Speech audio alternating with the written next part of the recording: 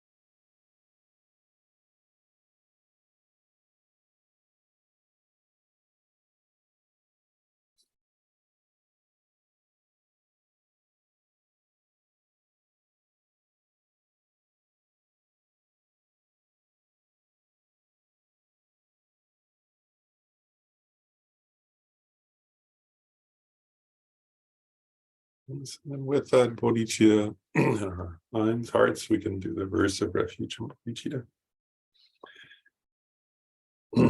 I go for refuge until I'm enlightened to the Buddha, the Dharma, and the Sangha. Through the merits of giving and the other perfections, may I become a Buddha to benefit all sentient beings.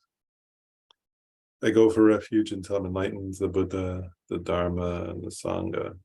Through the merits of giving and the other perfections, may I become a Buddha to benefit all sentient beings. I go for refuge until I'm enlightened to the Buddha, the Dharma, and the Sangha. Through the merits of giving and the other perfections, may I become a Buddha to benefit all sentient beings. Good to see folks.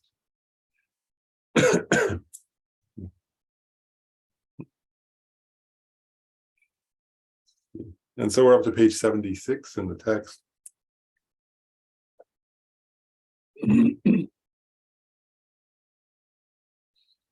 And we left off, we pick up with lethargy, so we're on the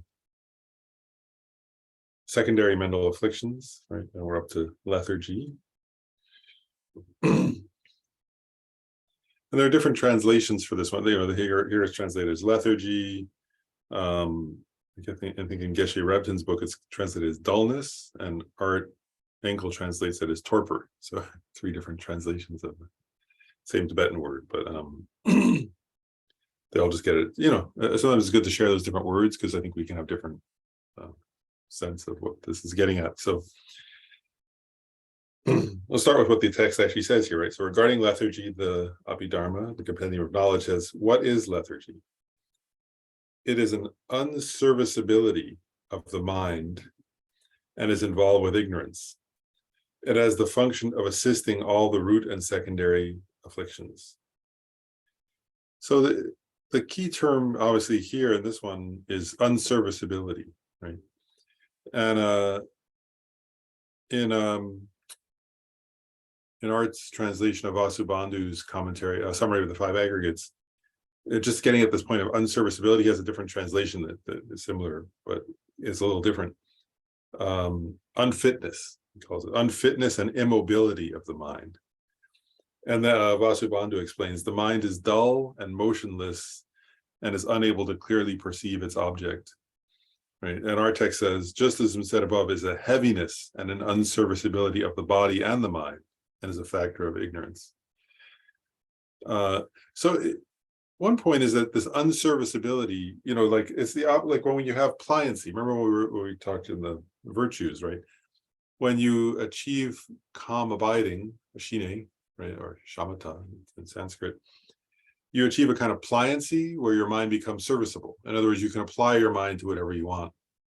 So that's what, when they say serviceability or fitness of the mind, what they're getting at is that, when you've achieved calm abiding, you have the ultimate, or not the ultimate there, Buddhas have higher low, but a kind of extremely wonderful quality of this kind of serviceability or fitness of the mind where you can apply your mind to whatever you want. Unfortunately, that one may not be as familiar with, but we all have had the experience of lethargy probably. And so lethargy, right, is this state where, even if you want to do something good, you can't do it, right? Have you ever had that experience of your mind? Like where, you want to apply yourself to something, but your mind is it's heavy, right? Using their terms, right? The mind feels heavy. It feels like you just can't focus. You can't get it to do what you want to do. Geshe Rabton's description of this one is a dullness that causes the mind to lapse into darkness, and thereby it becomes insensitive and does not comprehend its object clearly. It makes the mind heavy, and the body and the mind and the body feel heavy, and inflexible, and eventually it leads to qualities of sleepiness and sinking of the mind. Similar, I'm just getting different quotes here. Another one in the text itself, though, Nagarjuna in his Precious Ground says, lethargy is a state of inactivity due to heaviness of body and mind. Right? And one more quote here. It says, what is lethargy? It is a heaviness of the body and a heaviness of the mind. It is an unserviceability of the body and an unserviceability of the mind. And so in a sense, like your mind is too heavy and inactive to engage in virtue, right? So if you have this quality of lethargy, either you don't even think about and aren't inclined to do virtuous things, or if you're inclined to, you feel too tired and you say, "Oh, I'll do it some other time," or something. You can't engage the mind. And there's a mind-body connection, obviously, right? So because they're getting at that, right? So unfortunately, this one's, I'm familiar with this state, right? Isn't it like that, right? So it's like if you want to that feeling, if you want to go do something, but you're like, what's the word? You don't have the physical and mental energy to do it. And so that's that quality.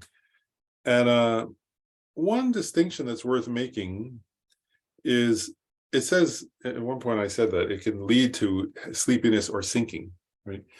And so I want to differentiate for a second lethargy from sinking, because when you study, those of you, you studied Lamrim, it's there, and it's also in other texts, but when you study how to cultivate calm abiding, right, shamatha, the main two enemies, one we're going to get to in a minute, but the main two obstacles of developing shamatha are excitement and sinking. So lethargy is not the same as sinking. It's connected to sinking. It can cause sinking, but it's not the same as sinking. So a sinking mind is a mind that, what's the word? That sinks down and that can't hold its object vividly or can't hold its object clearly. And so I'll read a quote here that I wrote down. So this lethargy is not identical to mental sinking, which is the main obstacle to one of the two main obstacles to calm abiding. This quality of lethargy is grosser than that, and it can cause sinking. Sinking is a mind that lacks clarity, but sinking is not one of the root or secondary mental afflictions, because you can have sinking while still having a virtuous mind. In other words, if your mind is sinking and not clear, you could be, let's say you could have love in your mind, but you're sinking, so it's not entirely clear. Whereas when you get to lethargy, you can't keep a virtue in your mind. Does that make sense? So that's a difference. With sinking, it's possible to kind of have that lack of clarity, but still have a virtuous mind. Whereas when you get to lethargy, your mind is so heavy and so dull. It's an important distinction, I think. So with lethargy, again, the mind is so heavy, so dull, so unclear that you can't sustain a virtue. So that's one way in which sinking and lethargy are different. Lethargy by its very nature is non-virtuous, whereas sinking is an obstacle to calm abiding, but isn't necessarily a non-virtue. But if you have lethargy, you can see how you're going to have sinking, right? So that there is but not all. So you could say not all sinking leads to lethargy, though, right?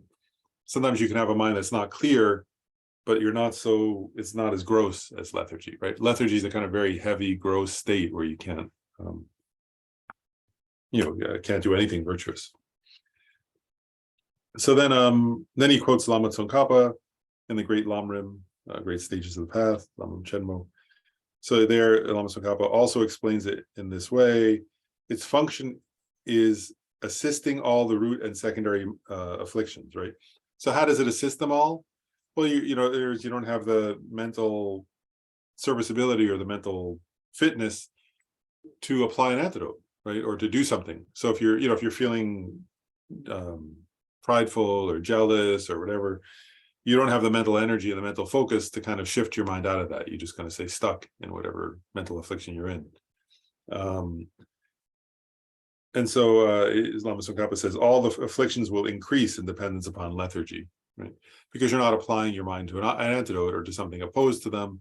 So then whatever objects are come, so then if you're having lethargy and an object of desire comes, you just feel desire. An object, if something you associate with anger comes, you just feel anger, and you don't apply yourself to shifting out of those. Then he quotes a sutra, which says phlegm. These are the humors, right, that are part of the physical body. So he says, this is the Buddha talking, I suppose. Phlegm, wind, and bile occur to a great extent in the bodies of those who take joy in sleep and lethargy. Their constituents are in disorder. So there he's getting it right. This quality of lethargy is connected to the body. It can be connected to not, I'll just keep going. For those who take joy in lethargy and sleep, their stomachs are unclean due to a bad diet, their bodies are heavy, their complexions are unhealthy, and even their speech is slurred. So this is getting at that lethargy can, because it is a mind-body phenomenon, right? Lethargy can be what's the word? Made worse, I guess, or made worse, I suppose you could say, by unhealthy eating, right? Or drinking. And so you don't have it because it saps your energy, right? And then it says, and those who take joy in lethargy and sleep are confused, and their aspirations for dharma degenerate. The childish completely degenerate from all excellent qualities. Their wholesomeness degenerates, and they proceed to darkness. So it's describing this quality of lethargy, and part of that is like, I just want to differentiate a couple points before I go on to the next one. In the teachings on joyous effort, right? In the perfection of joyous effort, it makes a point that's worth distinguishing, I think, which is that not like lethargy is not identical to tiredness. That makes sense. Like, so because in other words, in the teachings on joyous effort, it says, even bodhisattvas who are practicing the path become tired. Not at a certain level, they don't become tired anymore. But on the like ordinary bodhisattvas who are not Aryas, let's say. And so part of joyous effort is knowing when to rest, right? So that's not lethargy, right? In other words, if you've been doing something positive, if you've been trying to make the world a better place, and you get fatigued, then you go take a rest in order to come back to virtuous activities, that's not lethargy, right? Lethargy is this quality of heaviness and of like that. Actually, think about it sometimes you can think of people who have like let this quality grow. It's getting at that, right? There are people like that where they, like, if you what's the word, where lethargy becomes a habit, right? And the person just sort of lays around and doesn't do much, and doesn't engage their mind or body in positive things, right? So it's that kind of quality, right? It's not the tiredness that comes after after doing something positive or wholesome. It's more a quality of like heaviness and dullness, of body and mind, that can become, a very negative habit. And that's what it's getting at here. That if somebody becomes attached to and takes joy in that kind of state where they're repeatedly or habitually lethargic, right? Then you don't cultivate good qualities. Then the good qualities you have degenerate because you're not engaging with them. You're not whatever we habituate to is what we naturally incline towards. And so if you cultivate this quality of lethargy, then you won't, your good qualities will degenerate because you won't be doing them, you won't be practicing them. And, and so you kind of, and proceed to darkness, I think means in the end, it's a mental affliction, right? So eventually it'll lead you to lower realms. And I think I remember some teachings, that what people who cultivate, who let themselves get in the habit of lethargy too much, tend to take rebirth in the animal realm. They say it's kind of a darkness and a dullness of mind that lacks the kind of sharpness and intelligence. That so it's one of the karmic results of that can be rebirth in a realm that has a less clear mind. Those are the next one. So that one's pretty straightforward. So the next one is excitement. And this is not interesting. I just want to pause there, right? So this is saying, I'm saying, think of the English word excitement, right? They're saying this is one of the 20 secondary mental afflictions, right? That's kind of interesting, right? Because we'll get at what excitement means though, because you can ask yourself, what does excitement mean to you? And then we'll get, how do they define it? And ask yourself if this is what, just like I want to suggest as we go over excitement, notice is like, how does this relate to what each of us ordinarily thinks of as excitement? So the compendium of knowledge in that text, they ask, what is excitement? And it says, it is an unpeacefulness of mind that subsequently engages an attractive cause. It has the function of hindering calm abiding, or shamatha. Geshe Rabtin says, excitement is a mental factor through the force of attachment that does not allow the mind to rest solely upon wholesome objects, but scatters it here and there to many other objects. Right? It's a scattering, distracted mind that goes to objects of attachment. Vasubandhu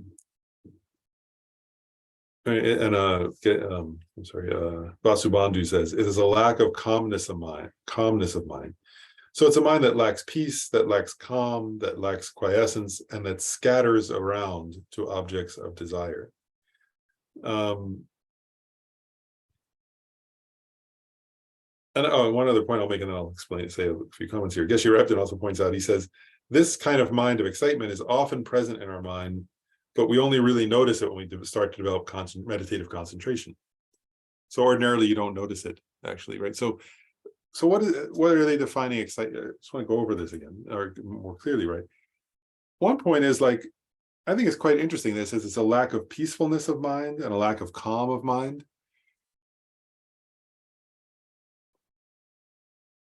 Sometimes I think this about this one, excitement, is that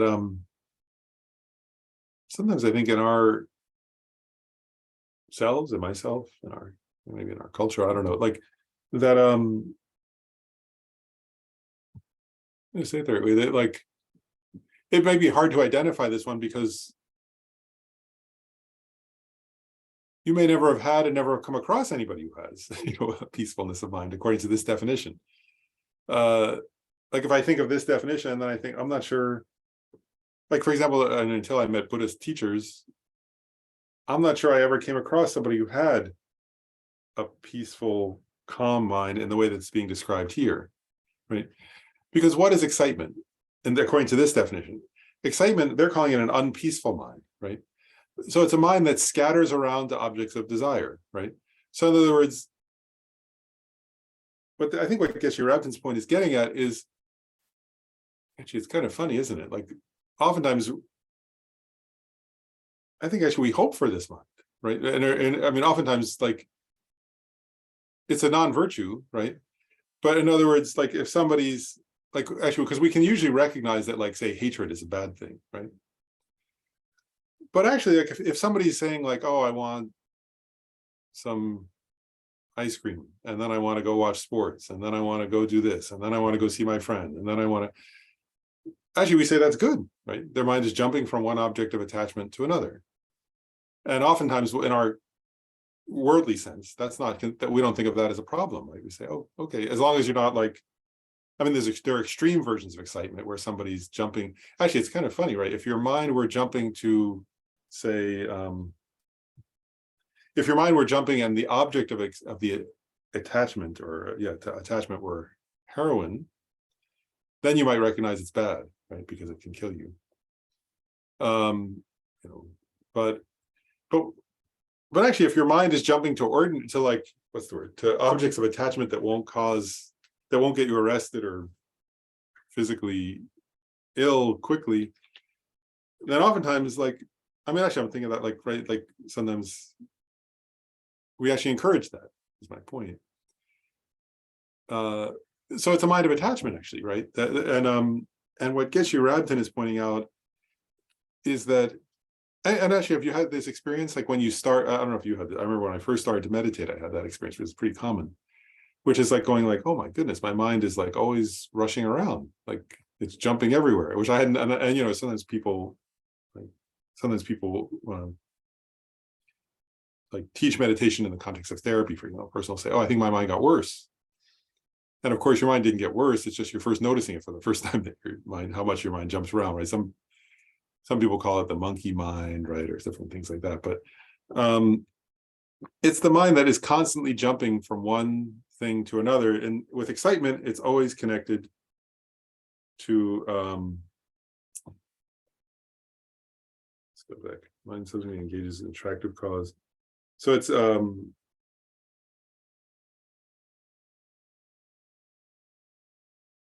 sure I'm getting it. Yeah, and it's always objects of craving or attachment. So with excitement particularly. And so every time you're meditating, and if your mind, I'm just giving you an example, right? If you're meditating and your mind jumps to something attractive, an object of attachment or desire, that's excitement. And all I'm trying to point out is that, like, really, like Geshe Rabton said, we only notice that really.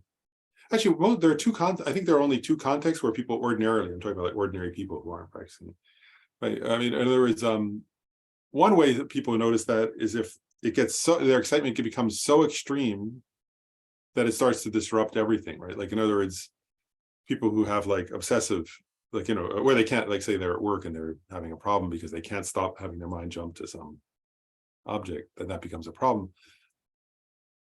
Otherwise, like, and that's where, like, people say, oh, that's exciting, and they mean it in a positive sense, right?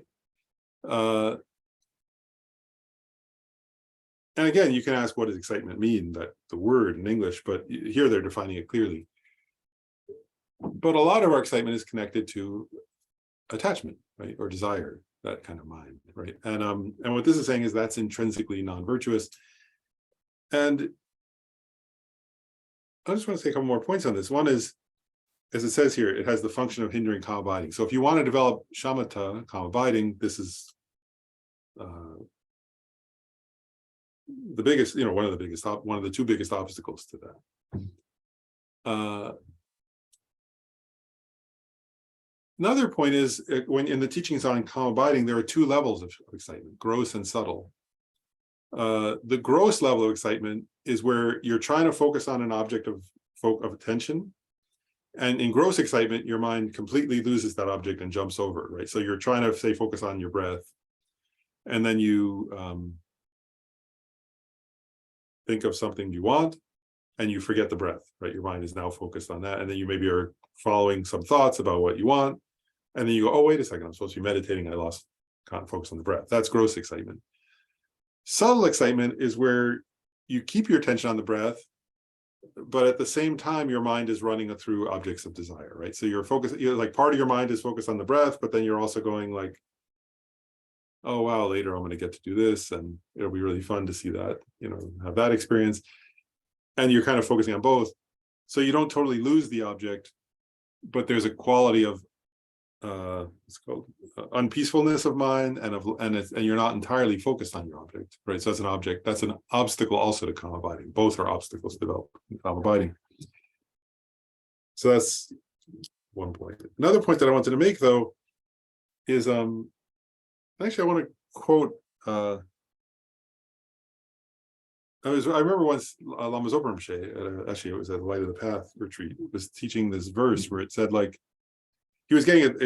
He wasn't using this text, but he made the point about peacefulness, where it says this is an unpeaceful mind, and he was saying that the person who's free, who knows how to free themselves from attachment, right? He said even just resting and hanging out in their own house, they have a level of peace that other people can't imagine, right? And he said, even if they're just like relaxing or something, and they're just like, just relaxing at home. He said they have a level of peace in their mind that other people can't imagine. And that's what I'm getting at with this, like, how familiar excitement is in the world, right? That we don't, this is what Lama Zopa Rinpoche, it was like a gift to me, that when he pointed that out, it was getting at that people think happiness is excitement, right? And what Buddhism is saying here is, no, it's a mental affliction. So it's a quality of unpeacefulness, of lacking calm, of lacking peace, inner peace, actually, right? And so people say, oh, I want inner peace, right? And then what Lama Zopa Rinpoche was pointing out is inner peace has to include freedom from this kind of excitement. And I'm just going to go off on a short tangent here, like, because oftentimes, like, it's kind of funny. Oftentimes, like, in psychology, we sometimes, in Western psychology, I'll call it, or some American, European psychology.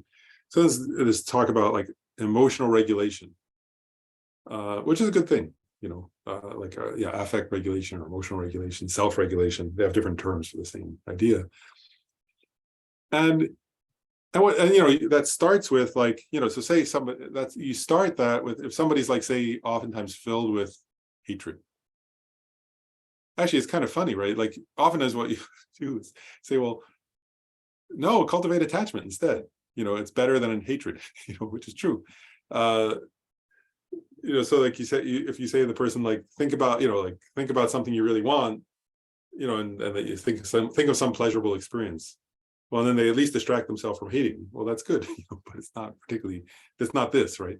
That's still cultivating a mental affliction. So Buddhism is getting at a different level, I would call it, of emotional regulation here, right? a level of emotional regulation that actually, it's kind of funny. Like oftentimes, that's what Lama Zopa was getting, right? How do he say? He says something like that ordinary people don't understand, right? Or that, in other words, it's not even discussed among ordinary people, which is what actually is an inner state of peace, right? And what this is saying is an inner state of peace is a mind that's free of attachment, right? That doesn't jump around, but that can stay, right? Like, imagine, so you're imagining that, right? Like, this is what Lama Zopa was getting at. Like, imagine you come home, right, from work or something, or wherever you're out somewhere, like you sit down on your couch. This is what Lama Zopa was saying. He was saying you don't have to sit in a meditation cushion, right? But you sit down on your couch and you focus your mind on love, on cultivating love, and your mind stays there, right? And it doesn't jump to some other object. You don't think, oh, what am I going to eat? And did so-and-so, will they like me? And does this person think I'm like that? And where am I, when am I going to go to the store? Something like that, right? Like you put your mind on love and your mind just stays there, right? Without, and it's funny, like you could say it's not exciting. That's not actually, it's kind of a funny thing to say, isn't it? That's not exciting. And what Lama Zopa was pointing out is that's a kind of peace that is profound, I guess you'd say. And so anyway, excitement is an obstacle or a hindrance to calm abiding, but it's also a hindrance. Actually, it's a hindrance to having mental peace, isn't it?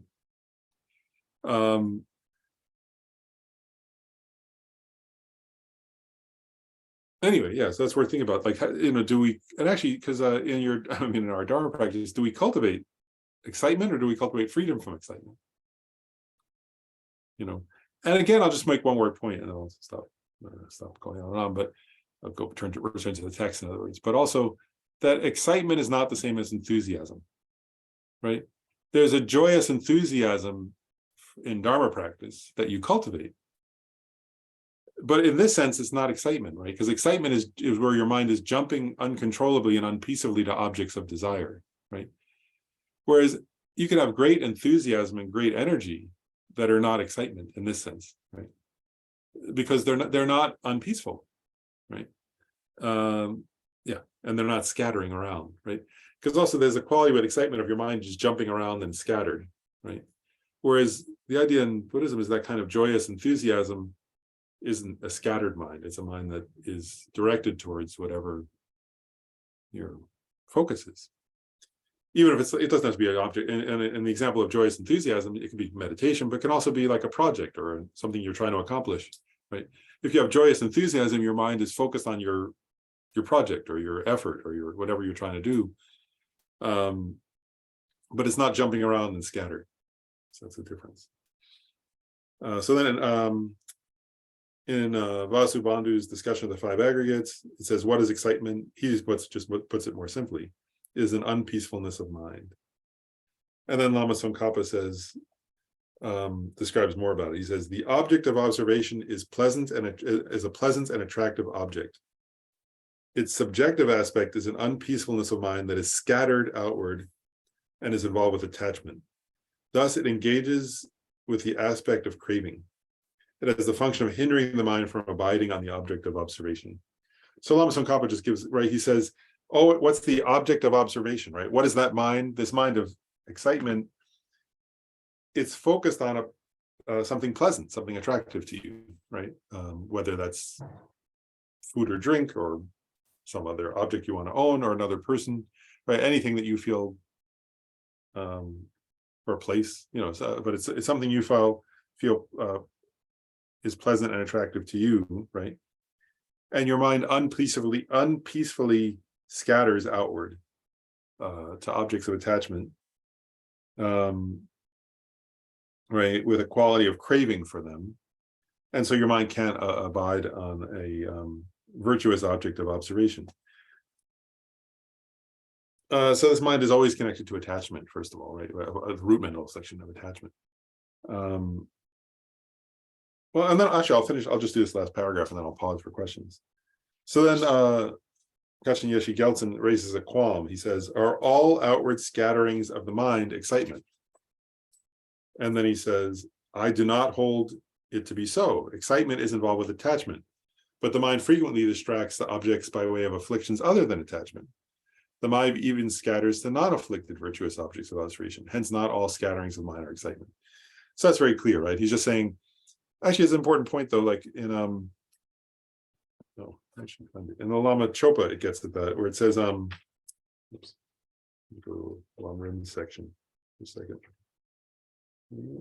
There it is. In the Lama Rim section of the Guru Puja, it says, having abandoned the faults of dullness, excitement, and mental wandering, we seek your blessings to complete the perfection of meditative concentration. So what that's getting at is there's here it's called dullness is the one for sinking, the translation of sinking. But this excitement and mental wandering. So mental wandering in our text is distraction. So there are distractions that aren't excitement. And the example of that would be, if you're angry at somebody, for example, and you're trying to meditate, and then you think, oh, I hate this person, what an idiot they are, or something. That's not excitement, but it's distraction, right? You're distracted by your anger, not by your attachment. So that wouldn't be excitement. It'd be a different kind of different kind of mental scattering. But they focus on excitement as the main obstacle, a main obstacle to calm abiding, because it's the most frequent. In other words, our mind occasionally gets scattered to anger or pride or jealousy, but this one of attachment, Khyentse Rinpoche one time used a metaphor. He said, like, there's a certain level of early on in your cultivation of calm abiding where you start to recognize that, like in the wintertime, if you're on ice, but there's water flowing under the ice, there's a point where you realize that excitement is like that. There is that we have this continuous flow of excitement under the surface of our mind, which then we overcome if you develop further than that on the practice of calm abiding. But so this one of excitement is so frequently present in our minds that it's singled out as a particularly important obstacle. But I want to pause there. We've covered like 2 mental afflictions. Any questions or comments about those before we go on? With respect to lethargy, is an antidote to meditate on your precious human life, and also are there other ones too? Because this is a question that comes up for people a lot. I've heard, I feel heavy. I feel like I just, they want to be motivated, but they just have periods where they're not. There are a lot of, yes, for sure. They recommend, for sure, like meditation on precious human rebirth, meditation on impermanence and death. But also so those are definitely antidotes to that. Sometimes meditation on like Buddha nature, our potential, greater vast potential. Meditation also on like the qualities and benefits of the, virtuous achievements. Like, so that's like for example, in the teaching on calm abiding, when you meditate on like all the great advantages of calm abiding, or if there's bodhicitta, all the great advantages of bodhicitta. Those are antidotes to that. And then also, though, there are actual texts that say,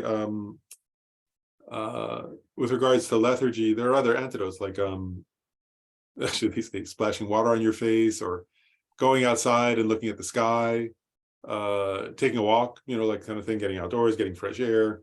They actually say that in the text, though, like, they'll say, like, if somebody's in a cave meditating, they should go sit by the door and look at the sky for a while and get fresh air, and then come back and continue their meditation.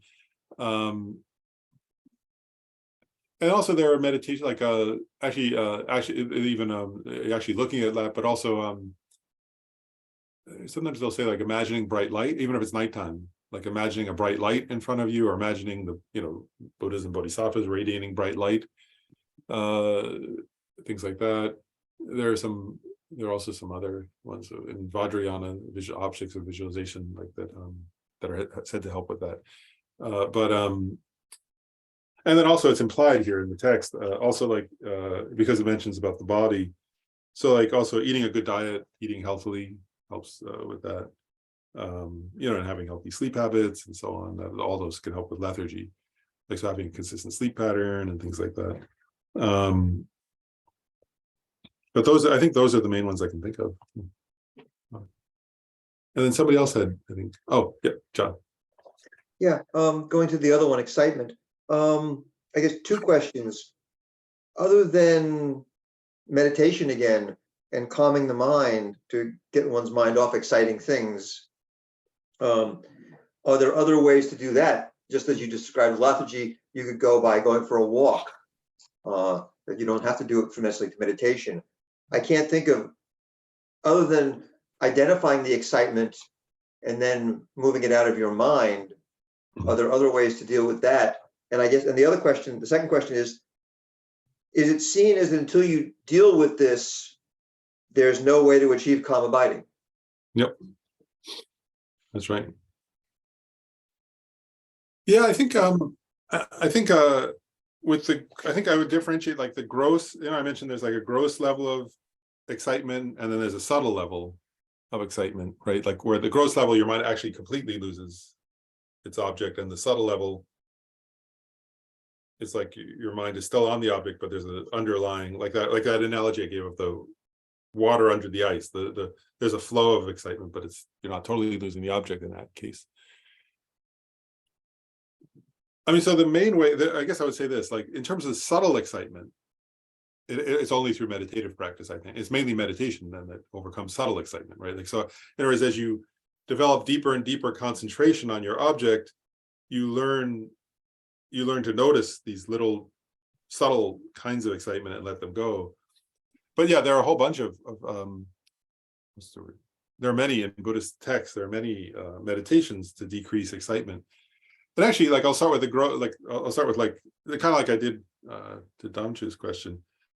Like if you think actually, if you look in like ancient Buddhist texts, on this topic, like the Buddha would start by sending people, if their excitement was extreme, right, he would send them like to go meditate in a cemetery, right? Because it sobers the mind, and a person starts to think, oh, I'm going to die, and they stop, so meditate, it's like actually going somewhere where like it reminds you of death and impermanence is one, that's not going to get rid of subtle excitement, but it gets rid of the grossest levels of it. So he would actually the Buddha would send monks and nuns off to like the charnel grounds to meditate, is one point. Then also, like actually with this quality of excitement, if you think about it, like I'm getting at the gross level first, the equivalent of taking the walk, this is why actually, like when people do say retreat or something, and there are many texts that describe this, right? Shantideva describes it, for example, like going someplace very simple where there aren't a lot of objects, because when we're around many objects of desire, our excitement gets stirred up more, whereas if you're someplace very, where there are fewer, we're in the desire realm, so there are going to be objects of desire, but that's where like some of the texts like Shantideva talk about the pleasant aspect of being, in a hermitage in the mountains or in the forest or something like that, because there are fewer objects of desire than if you're at the mall or whatever, in the city. So like, another, yeah, and even on our very simplistic level, like if Buddhism teachings would say, if we have a particular tendency to get attached to certain things, to avoid triggers of that, if like, for example, if a person were very attached to alcohol, not going to a bar, that kind of thing, so that's like a gross level of starting to get that excitement under control. Then there's like meditations, which are all the meditations actually that are antidotes to attachment, really. So like meditating on the disadvantages of the object, because we exaggerate, with attachment, we always exaggerate the qualities of the object of our attachment and think they're greater than they actually are. And so if you meditate on either the unattractiveness of whatever, the unattractive qualities of whatever we're attached to, or of the unattractive, what's the word, unattractive or unhelpful aspect of desire itself. Like, so you actually analyze, and if you ever do that, like, it's actually quite helpful. Like if you do that, actually, where you watch. So one is like, I think the first is grosser, right? You think about like, I don't know, if you're attached to something and then you think, oh, well, actually it has these faults. But But then there's a subtler one where you actually go back over, you can actually meditate on this, like watching your own process of attachment. And you see how, oh, wow, while I was craving, I was unhappy. Then I got it and I was a little excited, which is the quality of excitation. Then I felt this, what's the word? Then pretty quickly I felt, what's the word? Disillusioned, or, like it wasn't any longer that great because I already had the object and I wanted something else. And then I go back to wanting it. And if you analyze that process, it tends to undermine the attachment, for example.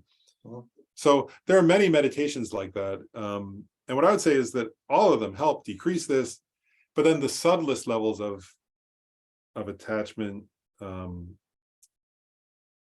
only notice them, so you have to go through the calm abiding process eventually. So there are gross, like with the walk for overcoming lethargy, there are many like gross, if you go, it's just true actually. If you go sit in a cemetery, you're gonna have a little less of this. I will, than if I'm sitting in,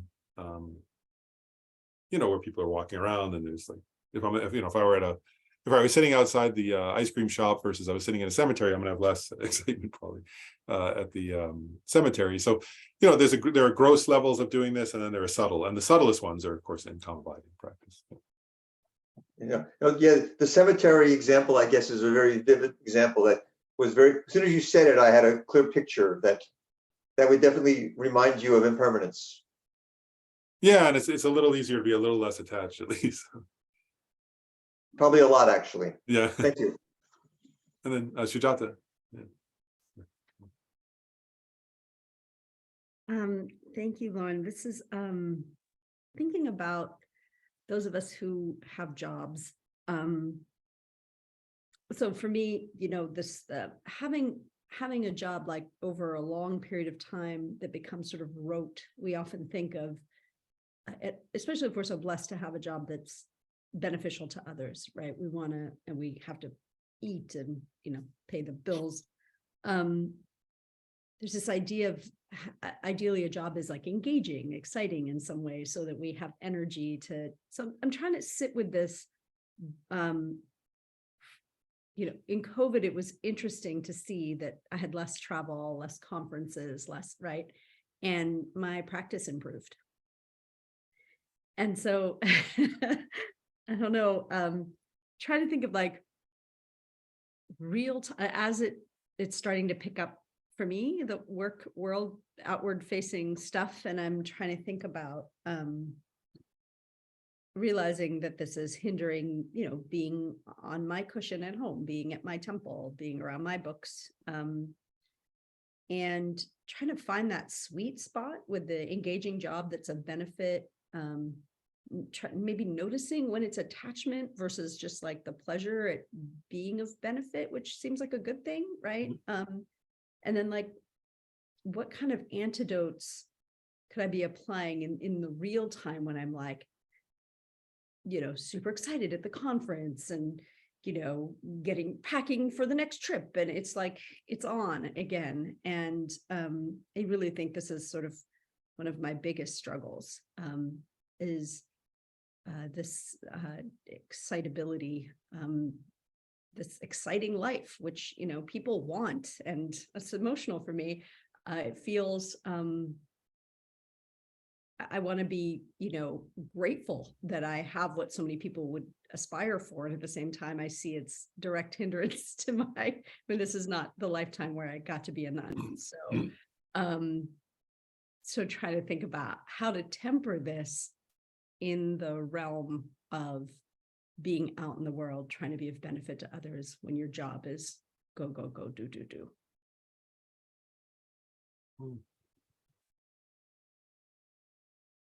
I know what you mean. It's hard, isn't it? Like, I'll say two different points, which aren't answers really, but just two different. Like, one is, from this teaching's perspective, part of it would be like, which we have to do anyway, isn't it? Do it, don't we? Is to like continually use the experience, say, of travel or of engaging in the world, like, or while doing those, to continuous or repeatedly try to analyze our own mind and try to see, am I, because it's actually, I was thinking that actually you recommended, and I eventually watched it, that movie about joy with Dalai Lama and Archbishop Desmond Tutu, and really differentiating like between the kind of quality of joyous engagement in the world for the welfare of others and excitement, right? And which is not what they were doing. They were laughing, they were full of joy, they were being playful.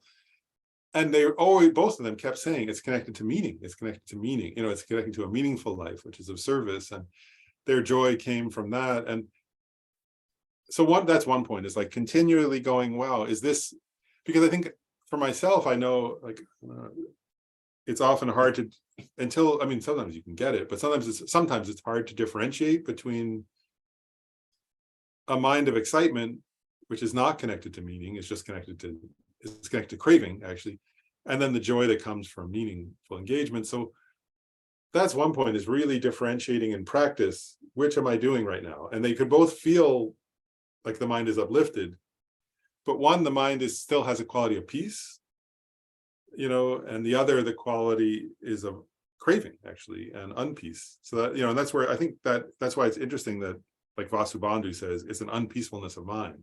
So look for that quality. That's one point that I find useful, I guess. And actually, the other, which is a mystery out of this, I don't know, but I'm sort of, I struggled with that same question, I guess, is my point. And sometimes I've asked, I've gotten different answers from different lamas, including, but what was the one? There was one that I was trying to think of that was useful in the context of what you were saying, which was, I guess it was like, maybe I'll say it this way, like, because on the other hand, I guess I would say there is a certain limit on, say, the depth of one's concentration. If you're engaging in the world a lot and you don't already have calm abiding, like people don't, the teachings say, right, people newly develop calm abiding in a context, in the Lamrim, it says that, right, there are certain qualities of the place, and it's a quiet setting with few distractions, so if somebody already has calm abiding, then that's a different question. They can engage in the world and still have that quality. But if you don't have calm abiding and you're engaging in activities to benefit others, then it really does impose a kind of limitation, right? Just from because you don't have the environmental support for developing certain qualities of concentration. And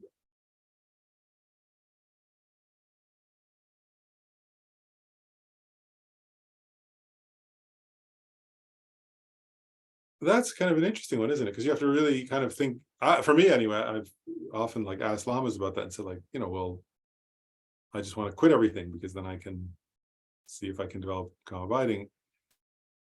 And I don't know how much to say, sure, but I guess actually, I'll just say my own experience was I've mainly asked lamas over Rinpoche and Gyume Khyentse Rinpoche those questions, and both of them will say no. Keep doing, keep to me. Whereas other people, they say go off and do a retreat, and then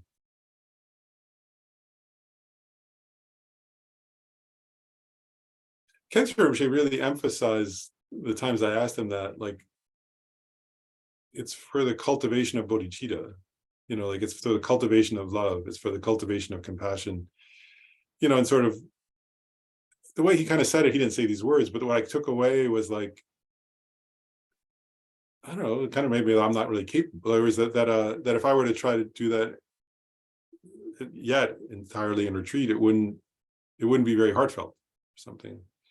Obviously, it would sort of be not, that sometimes there's a need for certain people to engage with others to develop a more genuine, heartfelt love and compassion and bodhicitta kind of motivation, and so that was kind of necessary or something.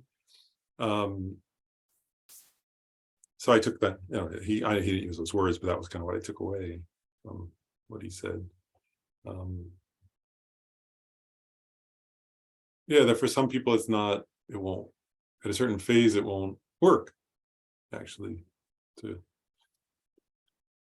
So I don't know, but still we have no choice. We have to, if we want to practice Dharma, we have to differentiate between the excitement and the joyous effort. So I think that's on a practical level. Lynn.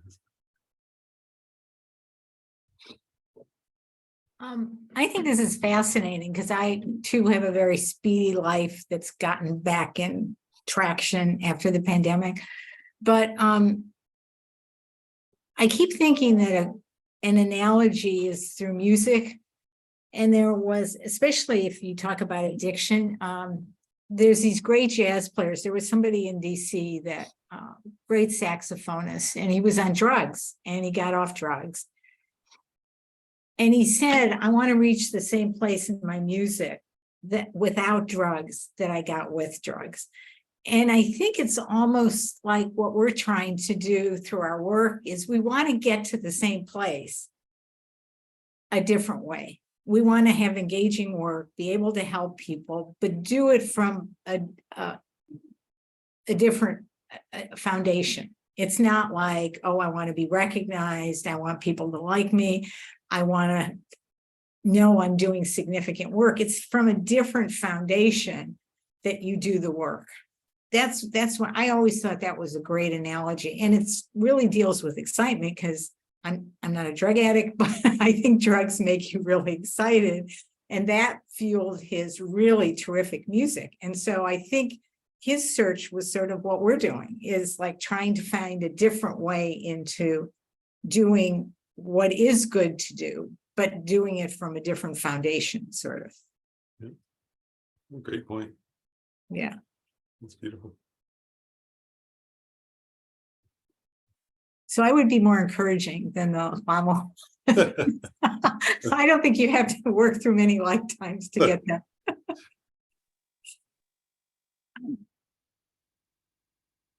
Oh, well, Laura? Alameda, yeah.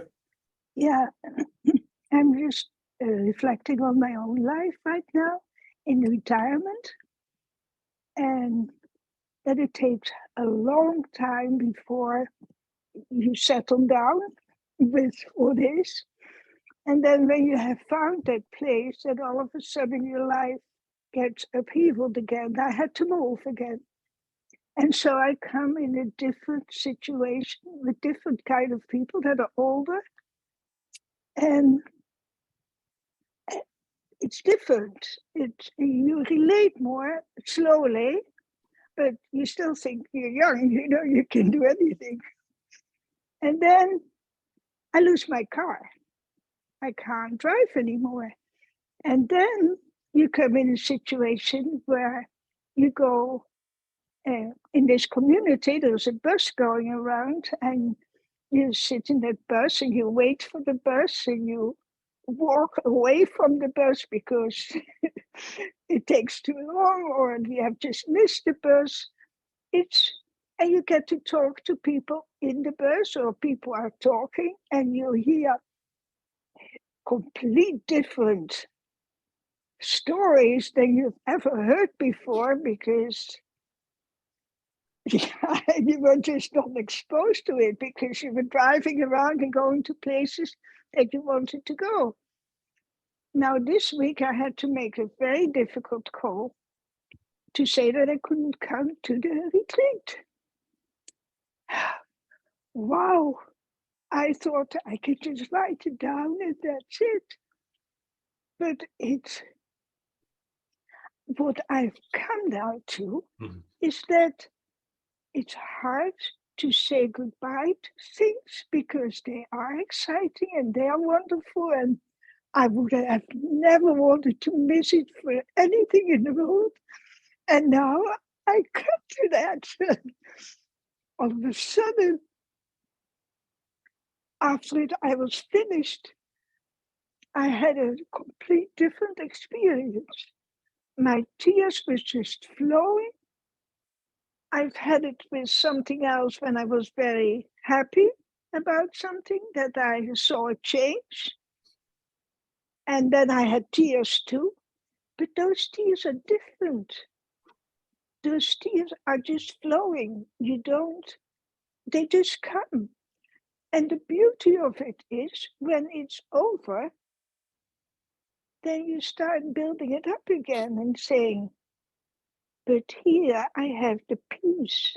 I can feel the peace. I can start the retreat here. I I can do all that, but in my own pace, in my own place, and I don't have to go through all the excitement of packing and what shall I wear, and how will I forget things when I'm there, and all that stuff. So it comes. I can understand what Lama Zopa and Gensel Rinpoche say now. Keep on doing what you're doing because you need the experience, so that afterwards you've had the experience and you can have your tears, but they go away because there's something else you can do.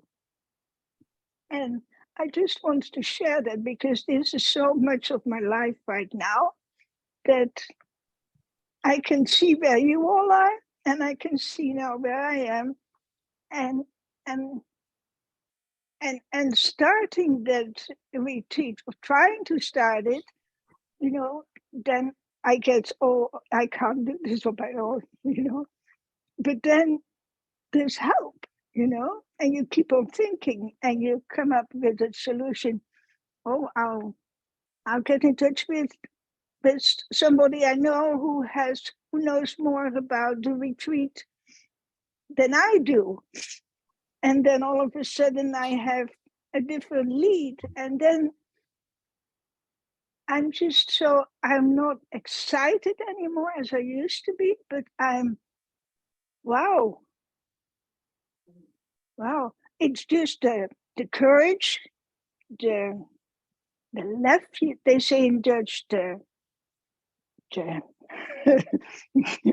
it's more than courage, it's just go do it and see what happens. It's just out of nothingness, you have to find something, And it's wonderful to see yourself go through that, and you sometimes just have to take a break and wash your face, or put some warm socks on because your feet are cold or something.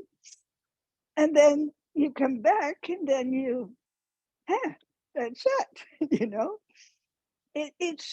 It's that kind of a life that I have now and that I treasure. And that I can be in peace with. But I never thought when I was writing the letter and after that I would ever come to that I would always miss it. And that maybe I'd missed a chance, to to get something very special. And I've been so much looking forward to. And now I'm here. So I just wanted to share that. Thank you. Beautiful. You're beautiful, Yulamina. I just told it what's going on.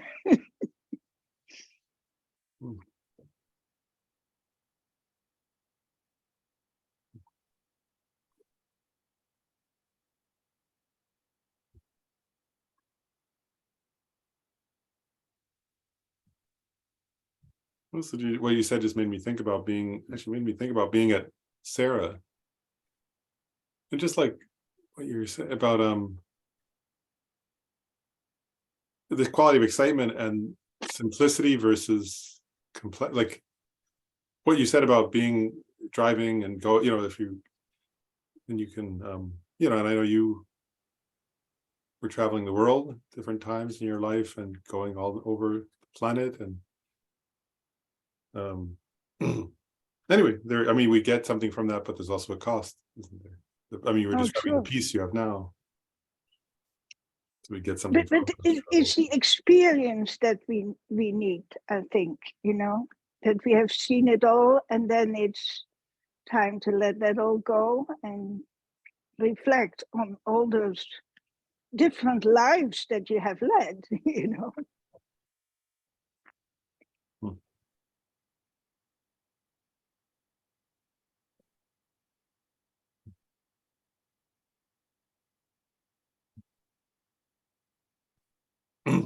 The other going.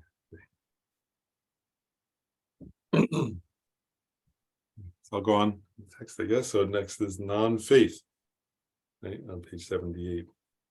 And all similar. Geshe Repton's book translates this one as faithlessness, or Art translates it as lack of faith. So the text says, regarding non-faith, the Compendium of Knowledge says, what is non-faith? It is non-conviction, non-clarity, and non-wishing of the mind with respect to virtuous phenomena, and is involved with ignorance. It has the function of acting as support for laziness. Well, I'll continue on actually because it gets it clear here. So it says, just as has been said above, it is a discordant class of faith, right? So it's the opposite of faith that was mentioned as one of the virtues, right? And it is involved with ignorance. It is of three types. And the non-faith of non-conviction in actions and the results and so forth, the discordant class of the faith of conviction, right? I'll just read these. Then the non-faith of non-clarity and mental dislike with respect to the possessors of excellent qualities, such as 3 jewels, the discordant class of the faith of clarity, and the non-faith of non-wishing and non-seeking of liberation and so forth, the discordant class of wishing faith. So what this is getting at is, remember, there were in the teaching on faith, there were 3 types of faith. It's on page 32. Right, there was the faith of so one was, so these are the opposite of in brief, right? But clarifying faith was the one, I'm going back, clarifying faith was a clear mind, that when you see, clarifying faith is that mind, like when you look at in your mind, or like when you think of, like say your guru, or the 3 jewels, or nirvana, or bodhicitta, right? You think of something and you develop some sense of clarity and of respect. And it said here, that clarifying faith was like joyous and delighted to think of something virtuous. So non-clarifying faith, you actually dislike the possessors of excellent qualities, such as the 3 jewels, and that exists, doesn't it? And there's where somebody looks at, actually there are many people, right? Somebody could look at the Dalai Lama and think, oh, he's terrible, right? Many government officials in China do that, right? They say he's an enemy of the state or something like that, right? He actually wants to help their state, but I think he's an enemy of the state. So so it would actually be like so that's the second one here, right? Non-clarity is a mental dislike with respect to possessors of excellent qualities, such as the 3 jewels, right? So instead of feeling this clear, joyous, respectful mind, you actually feel a sense of aversion for that which is worthy of respect. Then the faith of conviction is one that comes through contemplating the teachings, right? So with conviction, you like think about karma, or you think about the nature of nirvana, or you think about something, some dharma topic, and you develop through reasoning a kind of conviction in its reality. So you develop a conviction in the reality of something that's true, is the idea of clarifying faith. So with non-faith of non-clarity, with non-faith of non-conviction, it's actually the opposite, right? So in other words, you don't contemplate those things and you have no conviction in them at all, right? So you don't feel a sense of conviction that in morality, that morality is a good thing. You don't feel a sense of conviction that enlightenment is possible. You actually feel a kind of, what's the word? The lack of conviction in that. Geshe Rabden says, you disregard it actually, and you see no need for it, right? So like, so somebody who has a non-faith of non-conviction in morality, when they think of morality, they think that's for chumps, right? That would be that, right? Somebody who has a non-faith, they would say, oh, that's for losers. Tries to be moral, then you don't win, right? Better to cheat and win or something, so it'd be that kind of mind. And then the non-faith of non-wishing and non-seeking, so the wishing faith is where you have so much conviction and clarity about some kind of spiritual quality that you wish for it, and then you make effort towards it, right? So this one, you think, who cares about that? So you don't make any effort at all towards it because you don't have a faith in it. You don't, in this sense, right? Faith is comes from a kind of conviction. Like, so in other words, if you think, and I'll give a mundane example here, right? Like the wishing faith could be patience, right? So in other words, if a person is, say, has struggles with impatience and anger, And then they develop a wishing, right? They recognize, wow, they first develop a conviction. It'd be better to be patient. Actually, I'd be happier and the world would be a better place if I were more patient. I'd have better relationships. My friendships would be better. My family relations would be better if I were more patient. So they develop a conviction and then they try it and then they make effort to become a more patient person, right? So with the non-wishing one, the person thinks, who cares? Like, in other words, I don't care if I'm more patient. It's their fault. They should just be nicer to me. I don't need to be patient. Those jerks should act better, right? That would be non-wishing. So you don't make effort, right? And so what it says here then, right, in the text that we just read is it has the function of acting as support for laziness, right? And remember, laziness in Buddhism doesn't mean just sitting around, right, necessarily. I mean, it can mean that. We're about to get to laziness. But laziness can also mean being busy doing non-virtue, you know. That's a kind of spiritual laziness, they say. So in this case, laziness, it means like you don't have conviction and you don't have admiration and you don't have motivation or wishing for virtuous results, so you don't make effort towards them. Because remember, in the teaching on faith, it said faith leads to aspiration, which leads to effort, right, towards virtue. And so it's the antidote. So laziness is faith, actually, and aspiration are the antidotes. So, and Geshe-Rabten clarifies, he says, the lack of faith or non-faith is a mental factor that, since it causes one to have no belief in or respect for that which is worthy of confidence, is the opposite of faith and leads to not making effort towards that which is virtuous. So I think that's quite clear. You know, so it's you know, yeah, if you don't have a conviction, I mean, faith is kind of, I don't know, the word faith is interesting, isn't it? I think it applies in some way, but it also, conviction, maybe, you know, a conviction, a faith, trust, or a sense of conviction that something is worthwhile, right? So if you lack that, then you're not going to make effort towards it. And I'll do the next one too, because they kind of go together, you know, because, right, it's faith that overcomes laziness. So the next one is laziness, right, which is the result of non-faith. So it says in our text, what is laziness? It is a non-enthusiasm. Now notice here, right, in this case, remember, excitement was a mental affliction, but enthusiasm is not a mental affliction, right? We want enthusiasm. Getting back to Sujata's question earlier and other people's, right? So here, laziness is a lack of enthusiasm, right? It's not, but it's not a lack of excitement. You know, so there's a difference between enthusiasm and excitement. Lynn, you were getting at this also, right? And having enthusiasm for the music or for one's work, right? In other words, but not out of excitement, out of a sense of conviction and faith and peacefulness, actually, right? So, what is laziness? It is a non-enthusiasm of the mind engendered by comfort for lying down, reclining on one side, slouching about, and is involved with ignorance. It has the function of hindering application to the class of virtue. And then, so one point here I just want to make is, here it gives the example of slouching or laying around or something, but the commentaries make it clear that's one form of laziness. But again, in Buddhism, in Buddhist teachings, laziness can also be being quite active at non-virtue. You know, so it could be an attachment, as it says here, a non-enthusiasm. The key point is a non-enthusiasm of mind for what's virtuous. Does that make sense? Or so you don't have energy or enthusiasm or joy, a joyous engagement in what's virtuous, right? You lack enthusiasm for that. So instead, you either lay around and do nothing, right? You slouch about, puts it, or you may make a lot of effort at non-virtuous things, which many people do, right? Like, so you put a lot of effort into negative things. But the key point here is, right, is it has the function of hindering application to the class of virtue. So I think this does get at the point that that a number of people were getting at, right? That you have that in order to engage in virtue, you have to have enthusiasm for virtue, right? You have to have energy for virtue. You have to have a kind of, well, let's use their word, enthusiasm.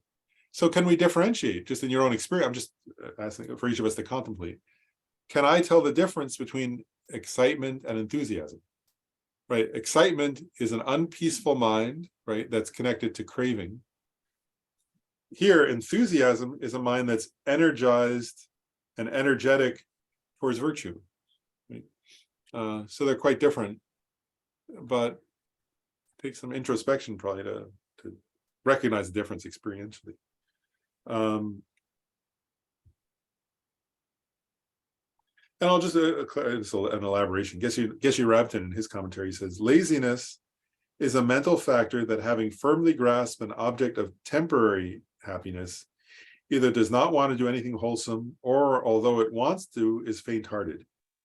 It acts as a basis for decreased enthusiasm and a degeneration of wholesome tendencies, and the prevention of creating new virtues.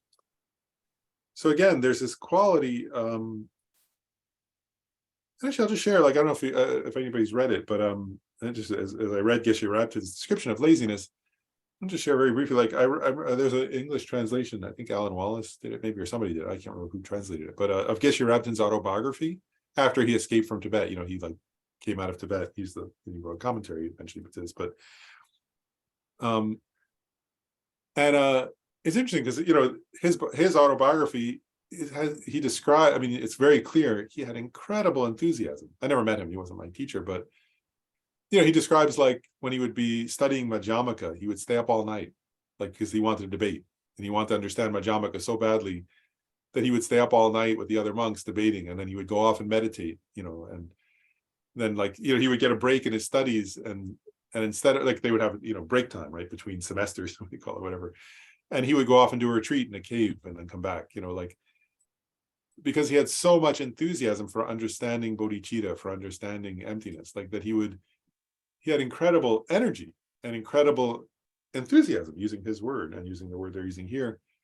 And like, there was a point where he wanted to go somewhere, and he was like, he trekked through like forests, and there were leeches, and he was falling in mud, and he just kept going. He had like incredible perseverance. You know, this was long before he had to escape over the Himalayas to get out of Tibet. And then he did that, and then he became, and then he went off, and as a picture of him I have somewhere in a book, his commentary to Lojong, where he like lived in this little tiny hut in the Himalayas, tiny hut, you know, in the middle of nowhere. And he was like Lama Zopa's teacher, one of Lama Zopa's teachers.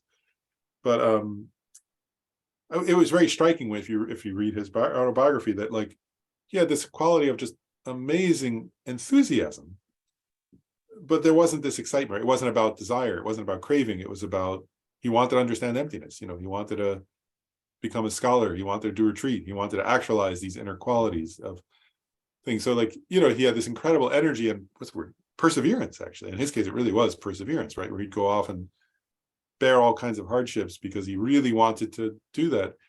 And I think he eventually, you know, became like a debate.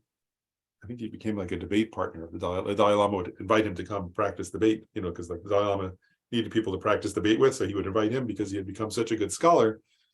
But the reason he was such a good scholar is he stayed up all night. You know, he would like, he was studying, he would be reading the books, and he'd be doing retreat, and he'd be debating, and he would like, you know, he just made so much effort that he learned so much that even the Dalai Lama, you know, wanted to debate with him, and Lama Zopa Rinpoche wanted to study with him. I think he was Lama Yeshe's teacher also. So my point is like, that's enthusiasm, right? Which is not the same, right? That's not the same as excitement, like somebody who's excited because they want to go to the store and get, and you know, get some new object or something, whatever. Anyway, you get the idea. And Art had an interesting translation from Vasubandhu, or just like, I think it was an etymological point, but he does a number of these, but he said laziness literally means that which sinks into what is contemptible. I just thought it was an interesting description of what laziness is. Laziness literally means, I guess it's like an etymological in Sanskrit probably description, literally means that which sinks into what is contemptible. Right? So, and the opposite of it would be enthusiasm, which is energetic towards doing what's virtuous, right? What's the opposite of contemptible, what's worthy. And again, so this laziness is the opposite of joyous effort, right? Or enthusiasm or joyous effort. And it says here, just as has been said above, it is a non-enthusiasm of the mind for virtue due to the habit of lying down and so forth. So the and so forth could be just doing nothing, or it could be engaging in non-virtue. Laziness causes the entire class of virtue to degenerate. And then it says, from the Close Placement of Mindfulness text, the one basis for the afflictions is laziness. Who has it? wherever laziness is present, all dharma is absent. And so in other words, that in a given moment, you can't have laziness and dharma together, because laziness has this quality of enthusiasm for virtue, right? And virtue is dharma. Like, so in other words, virtue, dharma doesn't have to only be Buddhist, right? But if somebody's not, for example, you don't have to be Buddhist. If you're a non-Buddhist who's meditating on universal love, that's dharma, right, from a Buddhist perspective. So, but if you have energy for that and you're doing it, that's not lazy, right? On the other hand, according to this, right, if you're just laying around, that'd be laziness. But I would argue, like, if you're the CEO, you could be the CEO of a multinational corporation who's very busy, and it could be extremely lazy if you have no interest in virtue, right? If you're just doing it to accumulate more power, wealth, and status. And then sort of further elaboration is a couple texts made this point that there are different types of laziness, and they're the opposite of the different kinds of effort or enthusiasm that we studied. So one is there's a laziness of idleness where there's no interest in dharma at all, right? So that's one kind of laziness where you just don't have any interest in doing virtue. You think, who cares? That's boring. Actually, that could be excitement, right? That's boring. I want to go do whatever. Then there's the laziness of self-pity or low self-esteem. That's the laziness where you think, I can't do it. I'm not capable. So then you don't engage, right? So a kind of non-enthusiasm that can come from thinking, well, I'm not capable of that, so I won't make any effort, right? I don't have any enthusiasm. And we have to then, the antidote to that is recognizing our limitless potential. And then there's the laziness of attraction to evil, where you make effort in what's unwholesome, right? And that there are infinite examples of that. And then another text gave a different list of three. One was the laziness at the outset, which is similar to the first one, the previous one, the feeling there's no need for dharma. But then the second one was a laziness of procrastination. And that's like where you procrastinate, you put off, right? That's a kind of laziness. You have no enthusiasm because you think I'm too busy doing something else. And then the last is the same as the other, a laziness of a destructive laziness where you're attached to non-virtue or unwholesome things. I hope that helps clarify the difference between excitement and enthusiasm. Because that's what that's getting at in a way. Any comments though on that before I go on? Any comments or questions? John, I think first, and then Sujata. Yeah, just to make sure, because in at least my world of the word laziness would imply something different than what I think we're talking about, because it talks about reclining on one side, but one could be contemplating all those aspects of virtue and still be laying on a couch. Yeah. So it's not really about your physical action, it's about your mental action. Yeah, I think it would be like, how does it actually say? You're right, first of all. And yeah. Because they say here in the response, like reclining on one side, and I think the definition you've been talking about is much more of a mental, psychological approach to the word, not a physiological, like slouching or reclining and being relaxed physically. Yeah, I agree. I agree with that. I think I guess what they're getting at, probably, I assume at least, is a kind of attachment to that. So like in other words, that if one has a kind of over attachment to a kind of there could be an example, I suppose, there. But yeah, you're right. And there is you could, if a person is laying on their side while thinking about bodhicitta, that wouldn't be and taking joy and has enthusiasm for, say, contemplating bodhicitta, that wouldn't be laziness, according to this definition, because laziness is a mental affliction. So ultimately, it's a state of mind. Right. So I think what they're getting at there is where somebody has probably like too much attachment to that. Like, so there is too much attachment to a certain to some kind of physical posture or something like that. But the key point is the mind, for sure. It's the mental affliction. Because all of the things we're talking about today are deemed to be mental afflictions, not physical afflictions. Right. Yeah, sometimes they'll talk about how like the 7-point posture of Arochana that when for cultivating calm abiding can be conducive to a sense of but it's not required. Yeah, so I think you're right. Like in other words, they sometimes talk about how posture, our physical posture can influence our mental state, and our mental state can influence our posture. It can go both ways. So I mean, that's true. You know, that they'll talk about how, like, you know, if you're sitting with your back very straight and your hands in a certain way, and, you know, the 7 points of for that can help. But the truth is that, you know, somebody could be in that 7-point Vairocana posture and be being lazy. You know, and vice versa, right? Somebody could be laying down and being not lazy. So it's not required. Yeah, I think that those are just examples, but it's not. You're right. It's a mental state. Thank you. And then Sujata.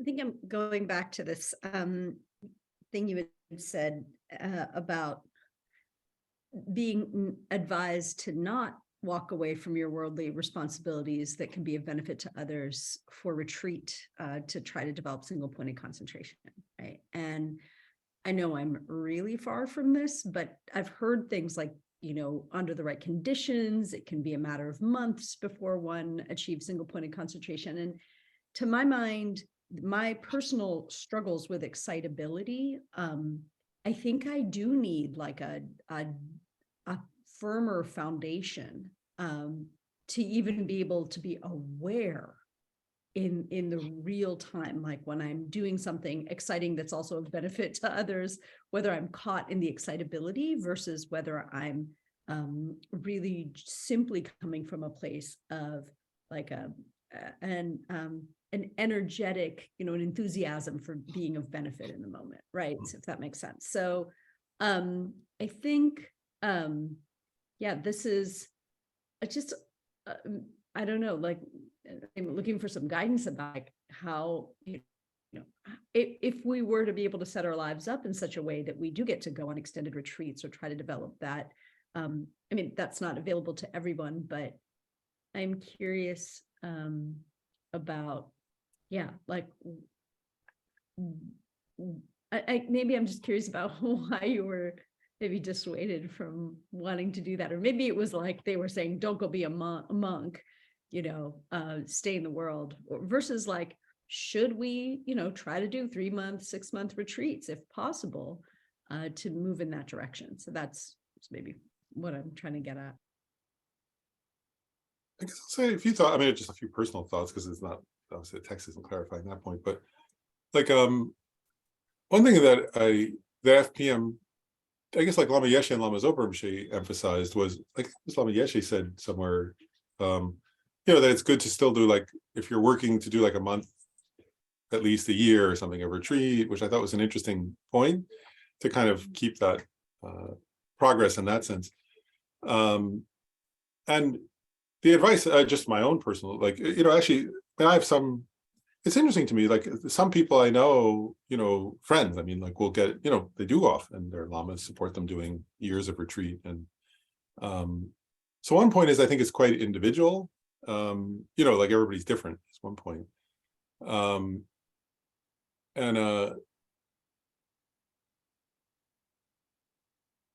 Actually, maybe I will share my own. I'll share my own reflect. Like like many years ago, like you know, actually, Wilhelmina had the opposite experience. I think, like I went to at Kopan. I went and talked to Lama Zopa Rinpoche, and usually Lama Zopa Rinpoche gives people advice to do like many nundro. You know, like not just 100,000, but more.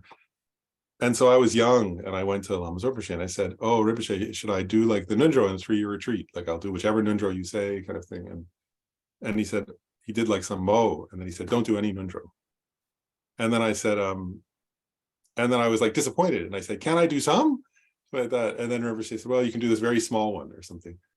And I thought, oh, wow, that's like, what's wrong with me or something. And actually that it was very like, and then later I asked Lama Zopa Rinpoche, I said, oh, shouldn't I do 3-year retreat? And he said, well, you'd have to do long life practice then because you're not ready, basically. It was very funny for me personally. So whereas other people, he would say do it. So I was immature, you know. And then actually, I'll share this. Then one day I went to Gyume Khentsur Rinpoche and I said, oh, Lama Zopa Rinpoche said I shouldn't do like a long retreat and you know, and something. And actually Khentsur Rinpoche said, I didn't say the whole, he said, at one point he said, oh, that it's good that you engage in the world because you can help people and cultivate bodhicitta and love and compassion. And then he actually said, at one point, it was a different conversation, but one time he said to me, this is years ago now, but he said if you were to do long retreat, you would just become more arrogant. And I thought, oh, well, then I'm glad I didn't do long retreat. Because we're in trouble with that already. But then actually Ken Rinpoche was very kind for me, because what he said was, then he started saying, but you should do this retreat, you should do that retreat. And I was like, should I keep, and I was like, oh, should I retire early? And he said, no, don't retire early, but keep doing this retreat and then do that retreat and then do this retreat. And so he was like, I was like, so I have to do both. And he's like, yeah, of course. And then he was like, oh, and you should do it now, you can do the Nundra while you're working too, and then do this and then do that. And like, so he wasn't saying don't do a retreat. What he was saying was like, keep working and do a retreat, or something like that. That was his answer to me personally. But I have other friends where they were, they said, oh, go off into, like many years of like silent retreat. But for me, actually it was Ken Rinpoche who helped me the most when he said, oh, you would have just become more arrogant. So it would have been good.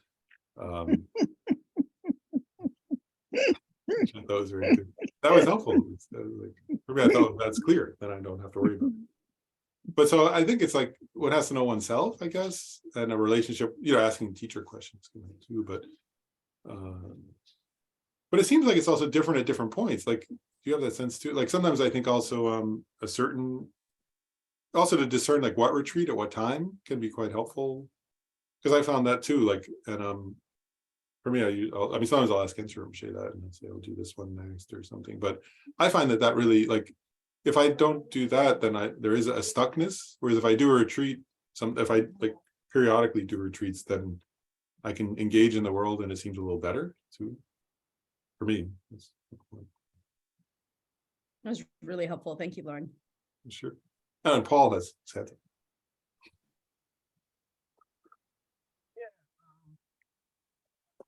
Years ago, Yangtze Rinpoche came to visit our center. And he said something that stuck with me. Maybe I'm one of the lazy ones. He said, practicing in a place way out in the middle of nowhere, he said, that's really easy. He said, practicing in the big city, in and around all this hustle bustle, he said, that's really hard. He said, if you can practice in the big city, you can practice anywhere. So I took that to heart, being here where we are, and then where I was before I retired. I think a lot of people don't give themselves enough credit. What you're doing, especially when it's helpful, is really helpful. And I think it's having the Dharma Foundation is so awesome. You can, well, that get me in trouble. I gotta say, you can see in other people's lives that they're simply selfish, but that describes me a lot too. But so I like the 8-point mind training, where you just view, if you're trying to view everyone else as people that hopefully we could help, and so on, yada yada. So I just thought I'd share that. That's a great point. Thanks. Very good point. Well, and other comments before you go on. I'll cover another.